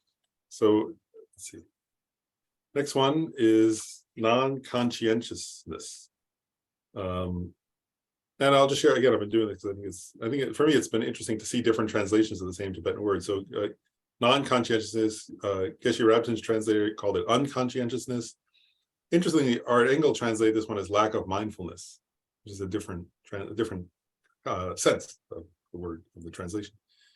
So it says, regarding non-conscientiousness, the Abhidharma says, what is non-conscientiousness? Response: abiding with attachment, hatred, ignorance, as well as laziness. It is a non-cultivation of virtuous qualities and a non-guarding of the mind against contaminated phenomena. it has the function of acting as a support for the increase of non-virtue and the decrease of virtue. So I think, I mean, obviously it says here it's connected to attachment, hatred, ignorance, and laziness. So it's not connected to just one mental affliction. But I think the key point here is a non-guarding of the mind against contaminated phenomena. And I'll say, Geshe Rabton describes it with the same point, but a slightly different angle. He says an unrestrained without cultivating, it's an unrestrained mind without focusing on the cultivation of virtue or guarding the mind against contaminated phenomena. And he goes on to say, it impairs or destroys, I won't get into that yet. I'm going to keep going at the text here. So just as was said above, it is awareness that is a non-guarding of the mind against the hosts of afflictions and misdeeds, and that gives into relaxation or carelessness, I would always call it. And then the discussion of the 5 areas says, what is non-conscientiousness? It is a non-guarding of the mind against the afflictions due to hatred, attachment, hatred, ignorance, and laziness, and is a non-cultivation of virtue. So the key point here, and actually, Paul, I'm going to get back to what you said, in terms of like and actually, I'm going to, I won't pull it. The 8, if you think about the 8 verses of mind training that Paul just mentioned, right? One of them says, like, I can't remember the exact phrasing, but, basically it says, in each moment, right, I'll guard my mind, right? And at the moment the mental affliction arises, I will confront it and firmly avert it, right? So one of the points of the 8 verses of mind training and Lojong in general is continually being conscientious or mindful of one's own mind, right? And noticing as soon as the mind starts to engage in non-virtue and then shifting it, right? Shifting the mind away from the non-virtue or unwholesome state. So here it's the opposite of that, right? It's the opposite of the 8 verses of mind training. So the key point here is you don't guard your mind, right? In other words, that you don't, you're unrestrained, you're unconscientious, you're not mindful. So you're not watching your own mind, and you're not noticing when one of the mental afflictions is arising, and therefore you're not addressing it. And so the mental afflictions kind of, what's the word? They're like weeds that just keep growing, right? So you're not like, using that, this is traditional metaphor, right, of weeding them, sometimes they use that metaphor, right, when they talk about planting flowers or fruits, vegetables, and weeding out the weeds of the mental afflictions, right? If the vegetables and the flowers are the virtuous minds, and the weeds is a metaphor, right? So here you're not weeding, so you're letting the weeds grow and they choke off your garden, and you end up with a big, tall bunch of weeds. So that's non-conscientiousness. So that's why it says also, right, it has the function of acting as support for the increase of non-virtue and the decrease of virtue, because you're not, it's like even if you planted both, your garden gets overgrown, and eventually the virtuous kind of qualities fade out. So that, so conscientiousness, right, is watching your mind, seeing what it's doing, trying to cultivate virtuous states of mind, and trying to decrease and overcome unwholesome states. Anyways, you get it. So non-conscientiousness is where you kind of don't look inside yourself, so you don't address it. And it gets at also the points some of you guys were making earlier, doesn't it? Like, I'm going to just make a quick point here, because I think it's getting it also, for me, this often gets it, this quality of non-conscientiousness versus conscientiousness gets it while we're in the world, kind of thing, right? And in Buddhist practice, one simple way to get at that is, am I asking, and it's hard to be, it's hard to ask the question honestly. Sometimes it's hard to answer it honestly, but it's important and it's doable. Is, am I caught up, if you're out engaging in activities, when I am, the question is, am I caught up in the 8 worldly concerns, right? Am I in some way engaging in this activity that seems meaningful out of genuine, as my mind, right, in this conscientiousness, I would ask myself, is my mind actually in a state of faith or love or compassion or devotion, or am I caught in one of the 8 worldly concerns? Am I caught in the wish for comfort or for praise or for status or for respect of others or something like that? So conscientiousness would be noticing that, right? Noticing that and catching myself and saying, oh, wow, now I'm like wanting to, look a certain way or something like that. Actually, I'll just share a very brief story. This made me laugh one time. I was like, I remember when I would give, like, years ago, I was noticing when I would give Buddhist like talks at Buddhist centers, sometimes I would get anxious beforehand. And then I thought, is that like attachment to image? And I was trying to figure it out for myself. And so then I thought, well, okay, I'm going to work on not doing that. And then one time I really worked on it and I wasn't anxious at all. And I gave a terrible talk because I was like, and I realized like, oh, I wasn't having enough interest actually. Like I wasn't engaged, but I was like, I only could figure it out by doing a really bad job one day. Like I was like, I really worked on it myself. I was like, I don't care what anybody thinks. I waited and I was like, I don't care if they all hate me. I don't care if they think I was an idiot. Like, and then I gave the talk and I was like, oh my gosh, I had no energy at all. Like I was just kind of like, blah, blah, blah, blah. It was at a big center too. It was like big, they never invited me back, which is fine. But which is quite good. But plenty of other better teachers than me. But I never went back, I never got invited back there. But that was for me, like actually working with that. I was actually happy. I was like, okay, I get it. Now I need to let myself feel how I feel, because it wasn't, I could see that it wasn't about that. It was about wanting to, actually I had a talk also with, around that time I had a conversation with Jan Willis, and she said, she's a wonderful professor and scholar and practitioner of Buddhism. And she said, she's now probably, must be in her late 70s, I guess. But she was she was my teacher as an undergraduate. And she said to me, oh, I still get nervous before I give a talk. And that was around that time. And then I got clear. She was pointing out to me, seriously, it was because she cared. Like she so wanted to do a good job and take care of, help the people, that she would get nervous, like, oh, can I do a good job? I want to do a good job for these people. And I thought, okay, then I can also, like, but my point is I make a lot of mistakes to figure these things out, a little stupid. But that was fun actually to figure that out. So my point is like this non-conscientious is really introspecting, right? It's actually genuinely checking until you clear for yourself. Oh, am I in a virtuous or non-virtuous state of mind? And then cultivating the virtuous and not cultivating and overcoming the non-virtuous. And then is there time to do? Yeah, this was a short one, so I'll just do forgetfulness and then we'll stop there. So forgetfulness, or Art called this one, he translated this one as clouded recollection. So it says, what regarding forgetfulness, the compendium of knowledge says, what is forgetfulness? It is a mindfulness that is concomitant with the afflictions. It has the function of acting as a support for distraction.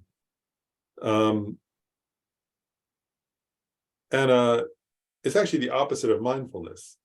So I want to clarify what this one, well, I'll read it and then I'll clarify what this one is. It says, just as has been said above, it is a knower that is a mental unclarity and forgetting of virtue on account of being mindful of an object of observation of the afflictions. So what this one is just this very clear. So first of all, not all forgetting is forgetfulness, is not a mental affliction. Because if I can't remember somebody's name, for example, that's not forgetfulness according to this. Or if I used to know, I don't know, if I memorized the names of the presidents of the US and I forgot them, that's not this. That's not a mental affliction. Forgetfulness here is a certain state of mind. So it's this. It's where your mind is focused on an object that's virtuous, right? So you're thinking, for example, if you're thinking of all sentient beings and cultivating love, or if you're thinking of your teacher and you're cultivating a sense of respect. And then your mind, you forget that object of concentration or a focus. It doesn't have to be in formal meditation. You can just be doing anything, but but the issue is your mind. So your mind is focused on something virtuous like that. And then there's an unclarity of mind. And so you forget that virtuous thing and your mind shifts to an object that's non-virtuous, right? And to an object that's connected to non-virtue, and it gives rise to a non-virtue. So like, if I were thinking of my guru, for example, and cultivating a sense of respect and devotion to them, and then suddenly I thought about a news story about the politics and I became annoyed, right? That would be forgetfulness, right? In other words, I was focused on a virtuous object, then my mind became unclear. I shifted to some other object of observation. That it says here, object of, and becoming mindful of an object of observation of the afflictions, right?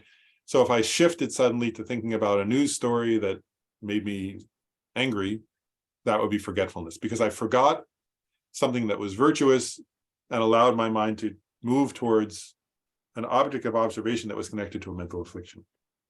So it's not what's ordinarily in English meant by forgetfulness, is it? Like in English, when we say forget, usually we mean like I used to remember something and now I forgot it. Here, you don't have to, and I didn't forget who my guru is, for example, right? Or my teacher, or if I'm thinking of love for all beings, I didn't forget that all beings exist. It's that I forgot my object of observation. So if I'm sitting there cultivating love for all beings, and then suddenly I'm thinking about my craving for some, whatever, for a certain, for a certain kind of food for lunch or something, that would be forgetfulness, right? Because I lost the object of I was focused on, I was being mindful of all beings and love for them. And then I lost my mindfulness for that, and I gave rise to an attachment for pasta or something, right? That would be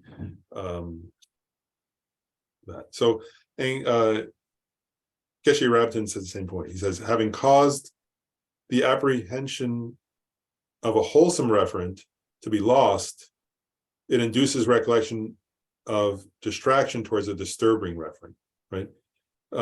So in other words, your mind is peaceful and virtuous and connected to something beautiful and positive, in other words, like love or devotion. And then your mind shifts to a different focus of observation and becomes disturbed. That's this state. That's when, so whenever that happens, that's forgetfulness.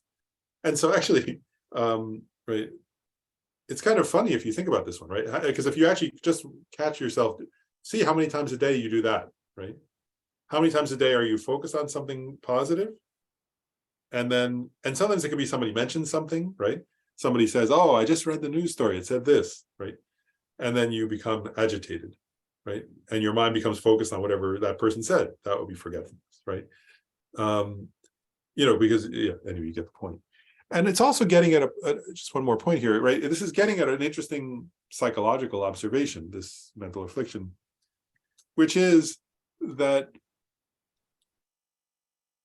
you actually start to notice what's my object of observation of the mind when I'm in a virtuous state, and what's my object of observation of the mind when I'm in a non-virtuous state, right? And you start to see that for any individual, they're connected, aren't they? So like, it's because in other words, when you're angry, you're focused on people you're angry at or things you're angry at, right? And of course you can change that. They're not intrinsically that. So if you're doing for example, if you do the meditation on love, where you focus on the people you were formerly angry at and you cultivate love for them, that's different.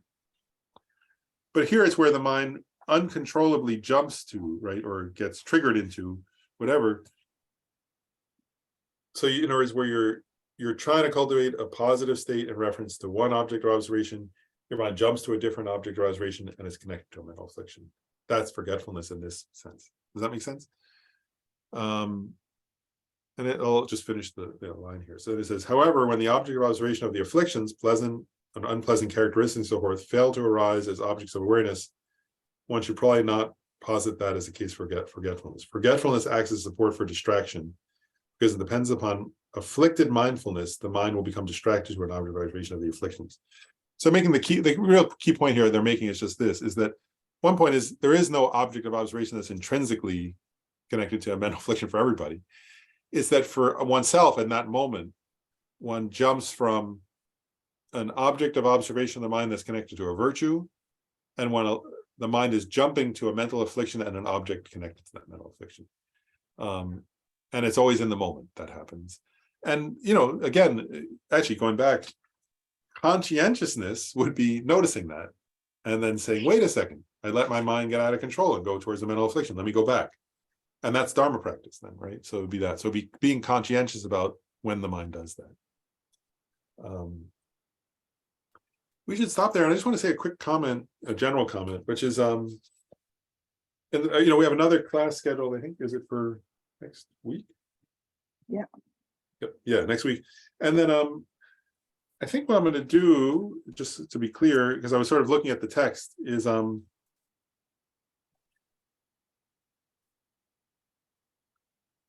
yeah, I think I'll schedule I'll look at the text more carefully, but we'll need at least one or maybe two more classes after that. So I'll figure it out and I'll put them and then I'll schedule them. So it'll be either one or two more classes after that to complete the text. I was looking, there's not a lot. There are a couple more. There's I think two more secondary mental afflictions. Then there are the 4 changeable mental factors. But then there's a very nice concluding discussion, which sometimes I've noticed in some of the FPMT commentaries they skip. But actually, I think it's quite good. So I think we should cover the concluding discussion because it gets at how you practice. How do you use all this for practice, which we've talked about, but I think that's good. And maybe we can even do a little discussion. So actually, maybe I'll include one maybe extra class where we read that, but also actually practice, try discussion. Or we've had such good discussions, I think, to actually have some discussion of how are you applying this and how are you applying that? So maybe I'll add in one extra class. But anyway, I'll schedule those soon. And then just so people know, the plan then is when this series ends, first of all, so 2 things, then practical. I'll say this each class now. One is send me an email. I mean, all of you would be included in this, but if you've been doing most of these classes, I need to compile a list because then you get a completion certificate from FPMT. So I just need to make a list. So send me an email, each person, just saying, yes, include me. So I'm going to send that list to FPMT and get those completion certificates done. That's one point. And I want to say that each class, because I may forget somebody eventually or something. I don't want to do that. And then also the plan I have is when this class series ends, I'm going to do 1 or 2 classes not part of the basic program, just to do something at the center for newer students or something. So I'm going to do just 1 or 2 classes. We may be able to stream too. Rajiv was planning on creating a Wi-Fi system at the center. So anyway, we'll do that 1 or 2 classes. And then my plan after that will be to do another basic program class probably. So if people want to think about, I'll do every time we do it, first of all, only if people are interested, we'll do one. If people aren't, we won't. But people can start thinking about that. And if people have an opinion about what class to do next and are interested, then let me know, because I've always done it according to the most interest. And the ones left actually that we haven't covered yet are Shanti Deva's Guide to the Bodhisattva's Way of Life, the 3 bodies, right? So taking the 3 bodies into the path, which is actually a tantric intro to Tantra topic. The chapter 4 of the Ornament for Clear Realizations, the Abhisamaya Alankara. Chapter 1 of the Uttara Tantra, which is on Buddha nature and the 3 jewels. Or Vajrayana on the topics. The 70 topics, which is an overview of the Abhisamaya Alankara.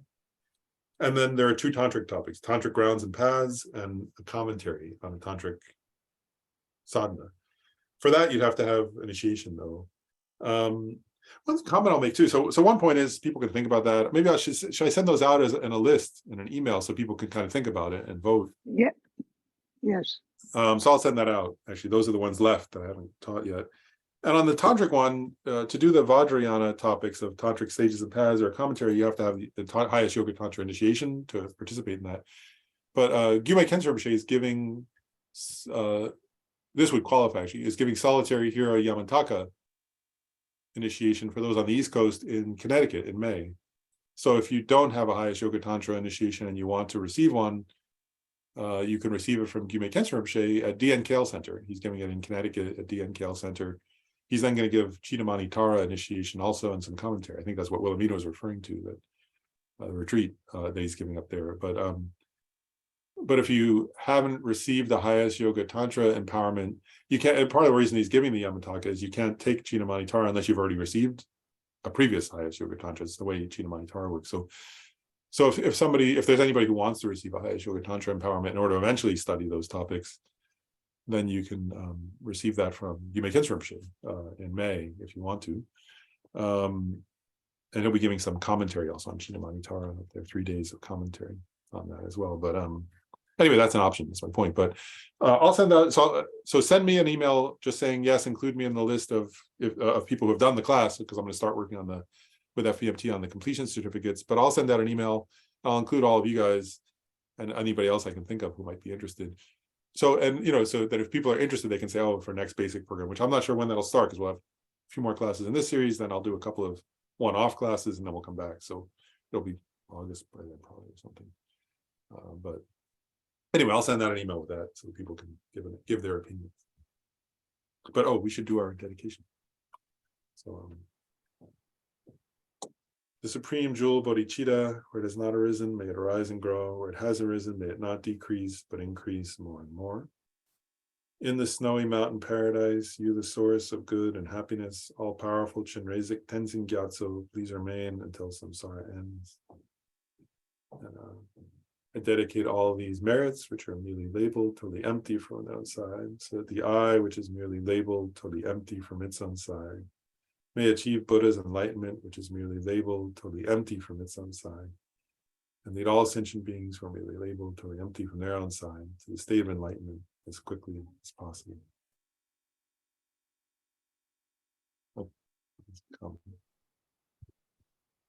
Thank you, Lauren. Oh, thank you. Thanks, everybody. Thank you, Lauren. Good to see everyone. I'll see you next week. But yeah, so next week, I'll send out that email before next week. So if people have opinions, you can express them verbally or by email about next topics and so on. Thank you, Lauren. Thanks a lot. Great. Thanks for all the great comments, also, everybody. Thank you.